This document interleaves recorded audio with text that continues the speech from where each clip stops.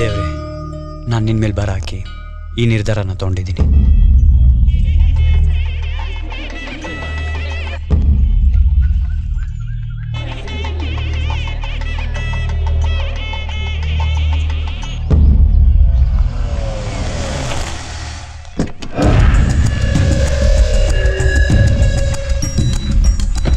ಅಳಿಯಂದ್ರೆ ಅದೇನಾಯ್ತು ಅಂದ್ರೆ ನನ್ನ ಮಗಳು ಅವನ ಅಲ್ಲ ಅಳಿಯಂದ್ರೆ ನನ್ನ ಮಾತು ಸ್ವಲ್ಪ ಕೇಳಿ.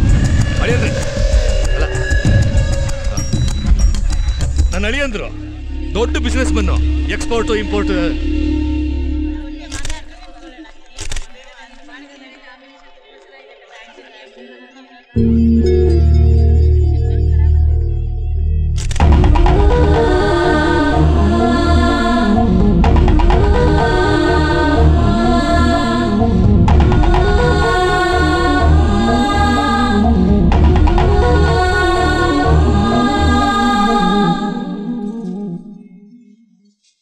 ಈ ಮದ್ವೆ ನನ್ಗಿಷ್ಟ ಇಲ್ಲ.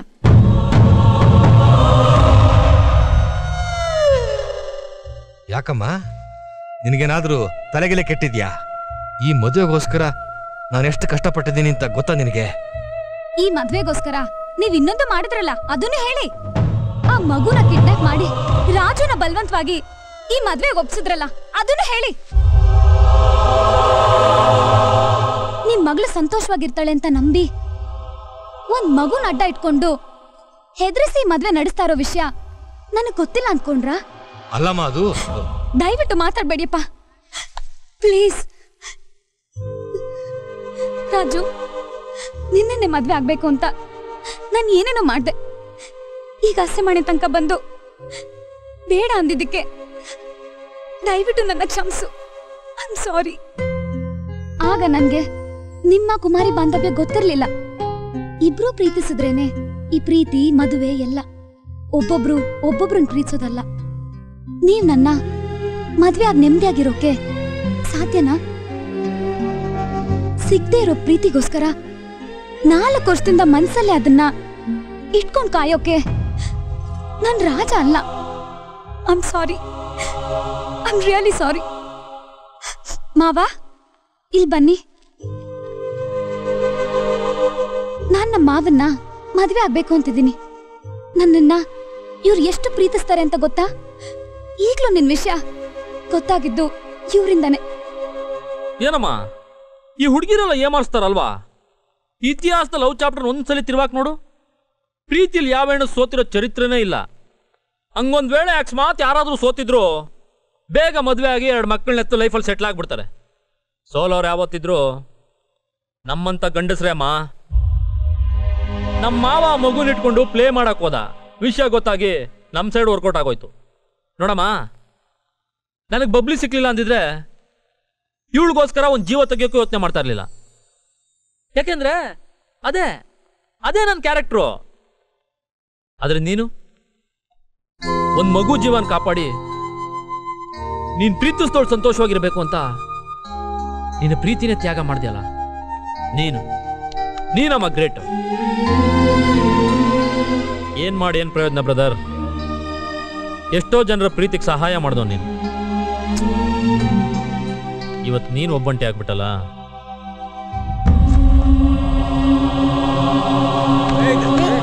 ಪ್ರೀತಿಗೆ ಕಣ್ಣಿಲ್ಲ ಅಂತ ಹೇಳ್ತಾರೆ. ಒಂದ್ ವೇಳೆ ನಿನ್ ಪ್ರೀತಿ ಏನಾದ್ರೂ ಸೋತ್ರೆ ಅದಕ್ಕೆ ಹೃದಯನೇ ಇಲ್ಲ ಅಂತ ಅರ್ಥ. ನಾನೇನು ಬರ್ತೀನಿ ಬ್ರದರ್.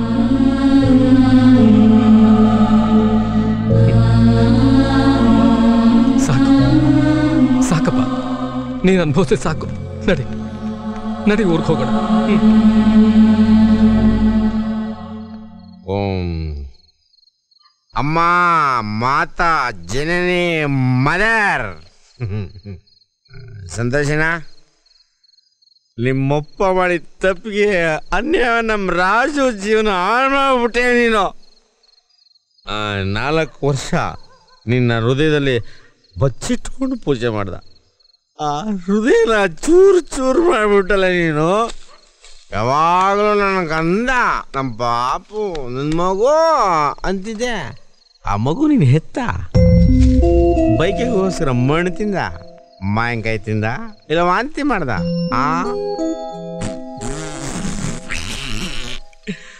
ನೋಡೋ, ಈ 10 ತಿಂಗಳು ಹೊತ್ತು ಹೆರೋಳು ಅಮ್ಮ.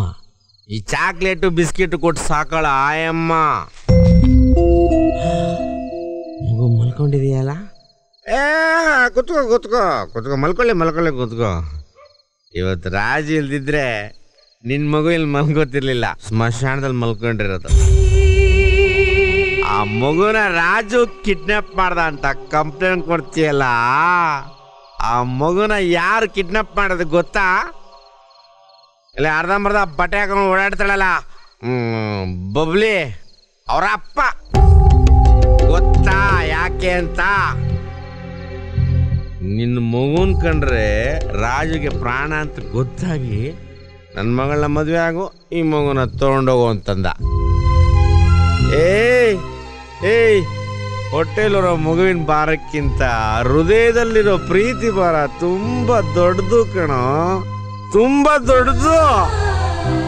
ಅದನ್ನ ಇಳಿಸಿ ಮಗುವಿನ ಪ್ರಾಣ ಹೊಡಿಸ್ಕೊಟ್ಟ. ನಿಂಗೆ ಇದೆಲ್ಲ ಹೆಂಗ ಅರ್ಥ ಆಗ್ಬೇಕು ನಿನಗೆ? ಅಯ್ಯೋಯ್ಯೋ ಅಮ್ಮ, ನೀನು ಅಸಾಮಾನ್ಯಳಮ್ಮ, ಅಸಾಮಾನ್ಯಳು. ಅಯ್ಯೋ, ನ್ಯಾಯವಾಗಿ ನಿನ್ನಿಂದ ಒಂದು ಜೀವ ಹೋಯ್ತು ಅಂತ ಕನ್ಯತ್ವನು ಕಳ್ಕೊಳ್ಳದೆ ಅವನ ಹೆತ್ತ ಮಗು ನಿನ್ ತಾಯಿ ಆದಲ್ಲ ಕುಮಾರಿ, ನೀ ಗ್ರೇಟ್ ನೀನು.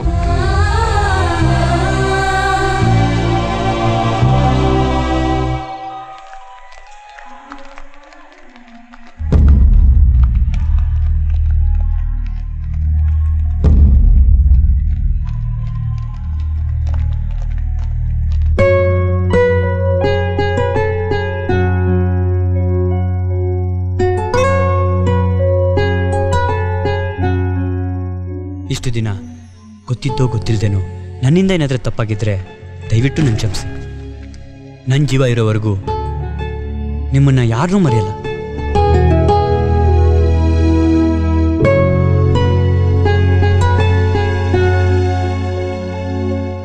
ನೀವೆಲ್ಲ ನನ್ನ ಮೇಲೆ ಇಟ್ಟಿರೋ ಪ್ರೀತಿಯಿಂದ ಕುಮಾರಿಗೆ ಯಾರು ಏನೂ ಹೇಳಬೇಡಿ. ಅವಳನ್ನ ಮೊದಲ ಥರನೇ ನೋಡ್ಕೊಳ್ಳಿ.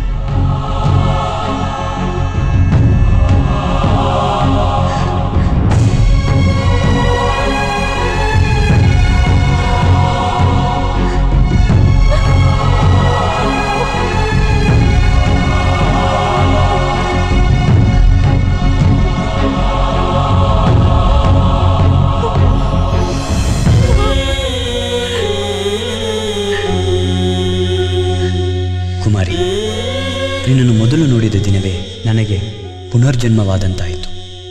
ನೀನು ಪೂರ್ಣಚಂದ್ರನೆಂದು ನಿನಗೆ ಗೊತ್ತಿದ್ದರೂ ನನಗೆ ತಂಗಾಳಿಯಾಗದೇ ಇರುವೆ. ಆದರೂ ನಾನು ಚಂದ್ರನನ್ನು ಪ್ರೀತಿಸುವ ಚಕೋರ ಹಕ್ಕಿಯಂತೆ ನಿನ್ನೆಡೆಗೆ ಆಕರ್ಷಿತನಾಗಿದ್ದೇನೆ. ಅದು ಸುಟ್ಟು ಭಸ್ಮವಾದರೂ ಈ ಪ್ರೀತಿ ಶಾಶ್ವತ.